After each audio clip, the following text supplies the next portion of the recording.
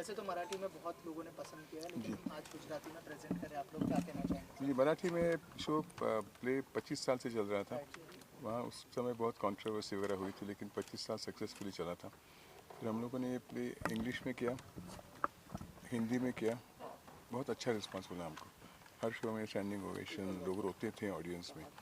तो हमने सोचा हर दफ़ा लोग पूछते थे, ये लोग आप प्ले गुजराती में क्यों नहीं कर रहे? तो हमने बहुत दिनों के बाद फिर ये गुजराती में करने का सोचा, और अभी एक फैंटास्टिक कास्ट मिल गई है हमको।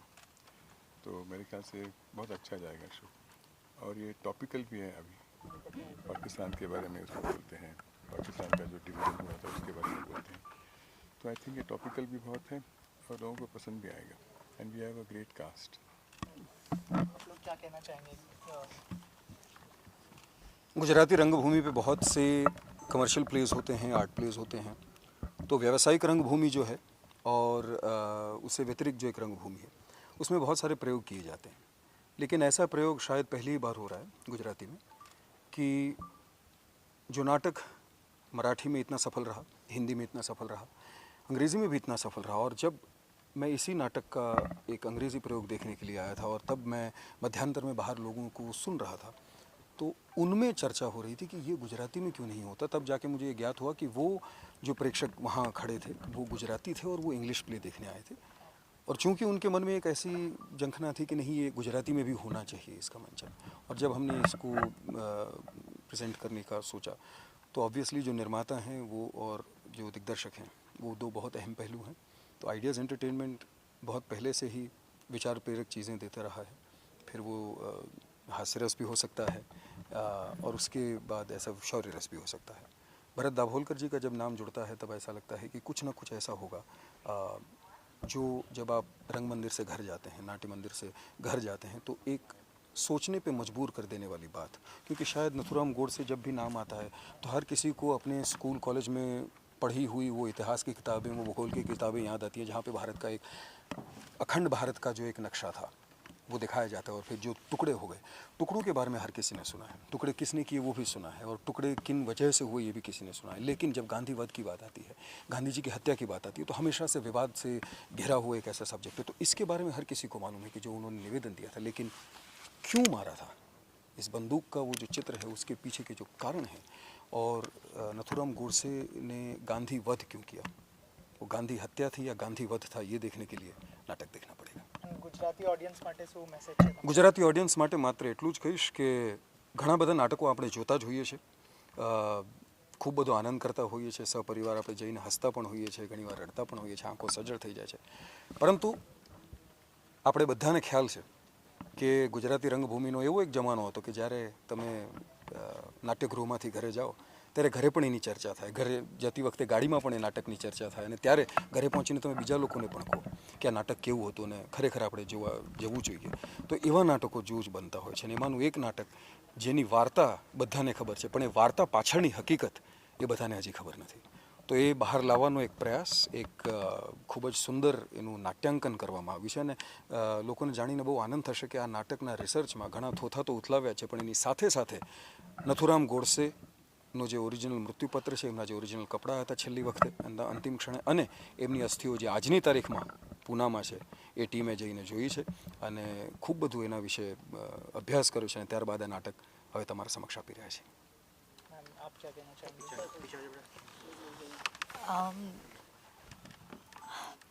बहुत अच्छा प्ले है, और मैं जब इस टीम के साथ जुड़ी, सबसे ज़्यादा जबकि पता होना चाहिए सबको, लेकिन सबसे ज़्यादा मुझे नथुराम के बारे में और गांधी जी के बारे में मुझे अब जाके पता चला है।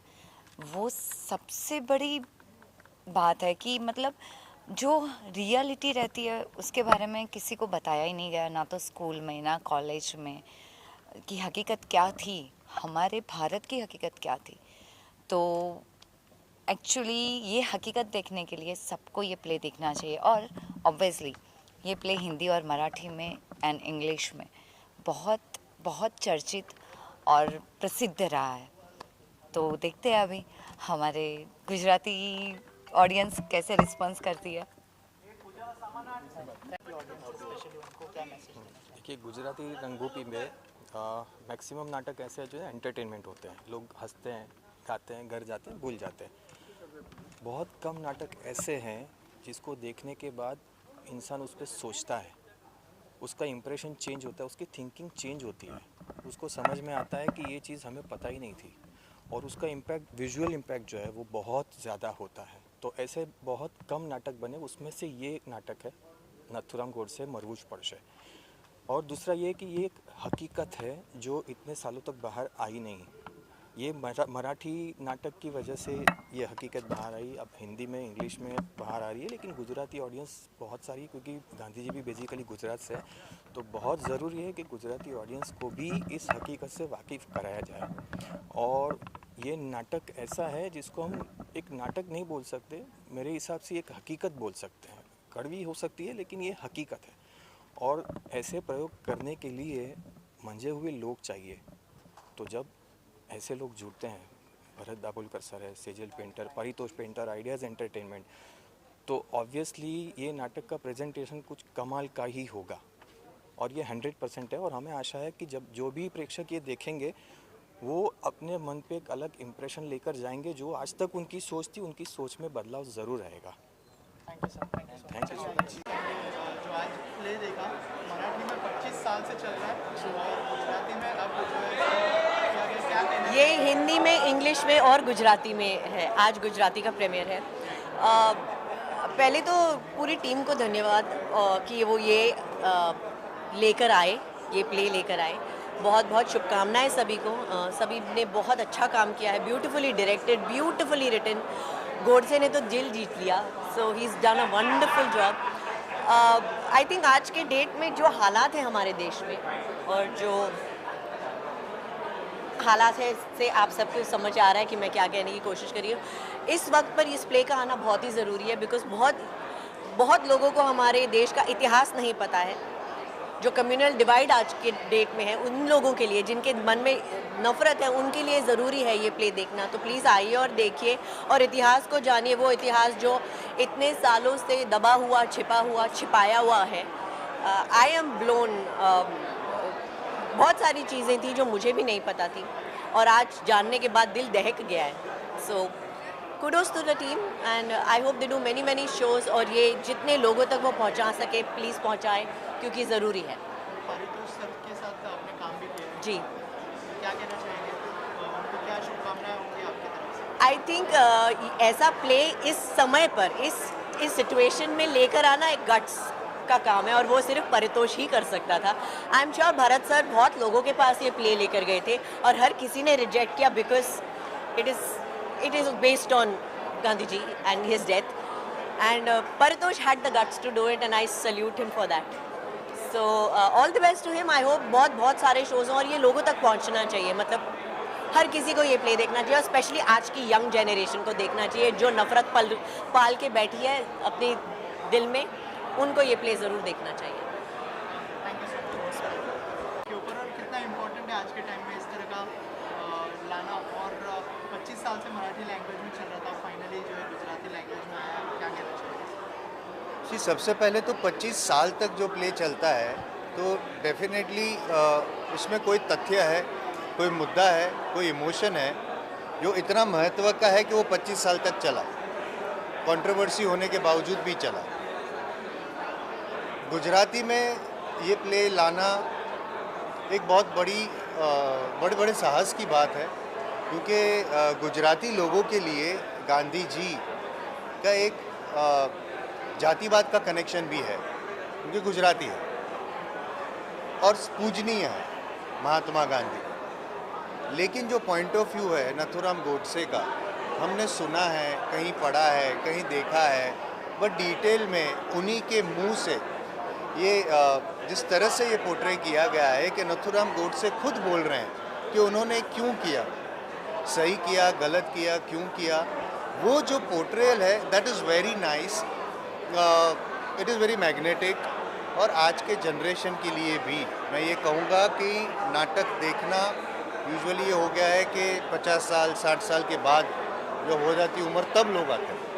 मैं ये रिक्वेस्ट करूँगा कि नथुराम गोडसे ने सही किया, गलत किया, वो ये नाटक ख़त्म होने के बाद पता चल ही जाएगा।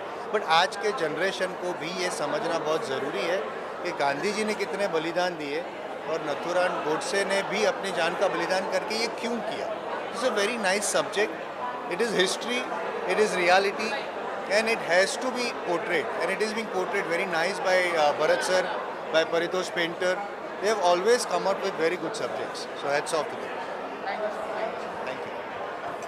क्या लगा आपको और क्या कहना चाहिए? नमस्ते, मेरा नाम कल्याणी ठाकर है और आज जो प्ले का नाम है नथुराम गोडसे ने मरबूज पड़शे, परितोष पेंटर और आसिफ पटेल ने इतना सुंदर ये प्ले बनाया है। भरत दाभोड़कर सर ने डायरेक्ट किया है और ओजस रावल ने नथुराम गोडसे का रोल बहुत अच्छा किया है, बहुत अच्छा। स्पेशली सेट बहुत अच्छा लगा, साउंड बहुत अच्छा लगा, डायलॉग्स बहुत अच्छे लगे और कॉस्ट्यूम और वो गांधी जी के ज़माने की 75-80 ईयर्स पहले की जो बात है आज स्टेज पे देखने का बहुत अलग ही माहौल था और बहुत अच्छे अच्छे लाइन से नथुराम गोडसे के डायलॉग बहुत अच्छे थे, गांधी जी के डायलॉग बहुत अच्छे थे। एक एक कैरेक्टर ने अपने किरदार में जान दे दी है और स्पेशली मैं कांग्रेस कहना चाहूँगी परितोष पेंटर और आसिफ पटेल को कि इस तरह के प्ले पब्लिक के लिए बनाए और डरे नहीं और एक्सपेरिमेंटल भी नहीं है, कमर्शियल भी नहीं है, ऐसा ना सोच के बस अच्छे प्रोजेक्ट लेकर आए मार्केट में। ऐसे प्रोड्यूसर्स की बहुत ज़रूरत है और लोगों को आकर ऐसे प्रोड्यूसर के प्ले देखने चाहिए ताकि लोग नए नए प्रोजेक्ट बना के आपके सामने लेकर आए। तो मैं लोगों को ये बोलना चाहूँगी कि ये बहुत डिफरेंट टाइप का प्ले है, ज़रूर देखने आए। नथुराम गोडसे मरबूज पड़शे, ओजस रावल ने बहुत अच्छा परफॉर्म किया और सारी टीम ने बहुत अच्छा परफॉर्म किया है। Thank you very much.